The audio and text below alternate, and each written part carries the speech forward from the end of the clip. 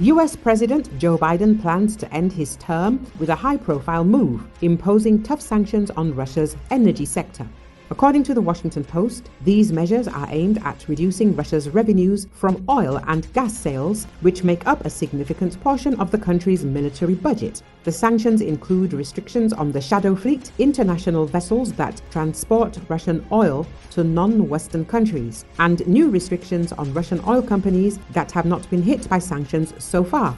The revocation of licenses that allow banks to conduct operations with Russian energy resources is also under consideration. Experts say the measures could cut energy export revenues by double-digit percentages within 6 to 12 months. Russia's budget comes from oil and gas sales, making the energy sector key to funding its war against Ukraine. Previously, the Biden administration avoided taking drastic action against Russian energy, fearing rising oil and gasoline prices that could hurt American consumers. But the situation has changed. Inflation in the United States has declined, and the elections are behind us. Experts note that global energy markets are now in a favorable position for tightening sanctions. Supply exceeds demand, and oil prices remain well below 2022 levels.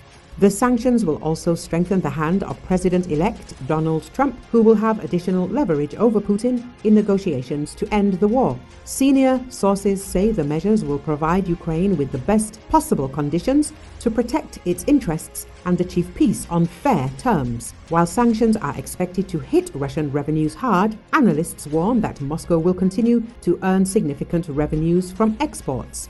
However, a sustained increase in sanctions pressure could be an important element in deterring aggression, experts say. Energy is Russia's single largest source of revenue for funding its war. Tightening sanctions would be a powerful conclusion to Biden's campaign against the Kremlin, said Peter Harrell, Biden's former director of international economics. As Joe Biden nears the end of his term, he is keen to cement his position as the leader of Western resistance to Russian aggression. If these sanctions are imposed, they would not only be a major blow to Putin's budget, but also an important signal of continued international support for Ukraine.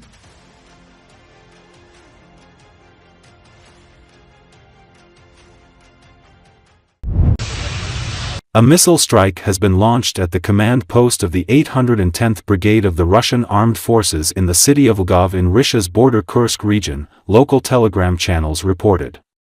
As a result of the strike by the HIMARS multiple launch rocket system, an explosion and fire occurred at the command post located in the building of the local sugar factory. Nearby passenger cars also caught fire and were destroyed. The nearby residential buildings were reportedly damaged as a result of the strike. Although the number of casualties has not been reported, it is believed that there were fatalities. Local telegram channels noted that the outcome of the incident was catastrophic. Meanwhile, Russian media reported that Ukrainian prisoners of war were being held in the building that became the target of HIMARS. Ukraine has not commented on this information.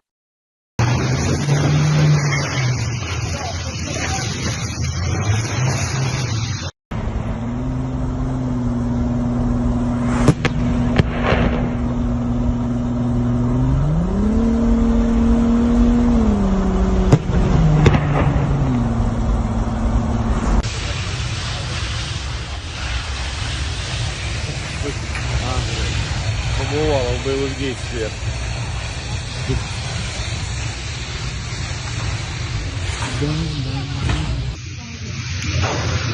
Вот что осталось от нашего дома 25 декабря 2024 года. Пятиэтажка Карла Липница, дом 39.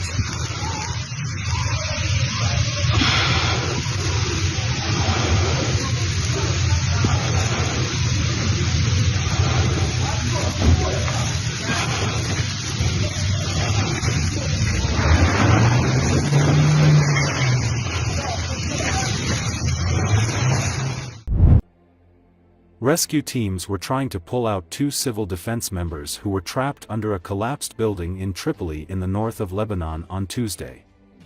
The building collapsed after a fire broke out earlier, trapping two civil defense personnel under the debris.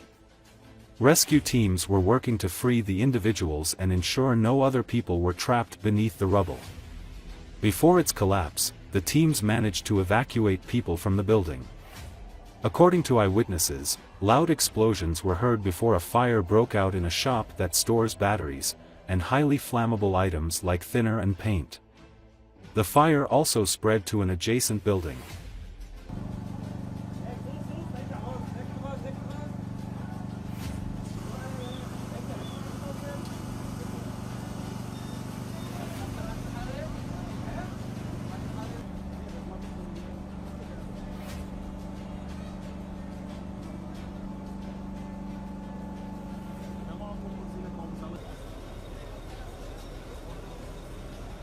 أول شيء بين 5 فرق إسعاف وعندنا فريقين إنقاذ.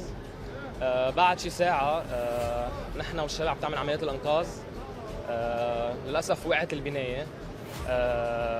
الحمد لله كشباب جهاز طوارئ وغير جمعيات ما حدا صار له شيء أبداً، بس في شباب من الدفاع المدني بمبدأ هن شخصين تحت الأنقاض لهلا، بس الحمد لله في تواصل معهم بالمبدأ ما حدا شبه شيء. المفروض هلا حوالي 10 دقائق بيتم بيطلعوهم يعني.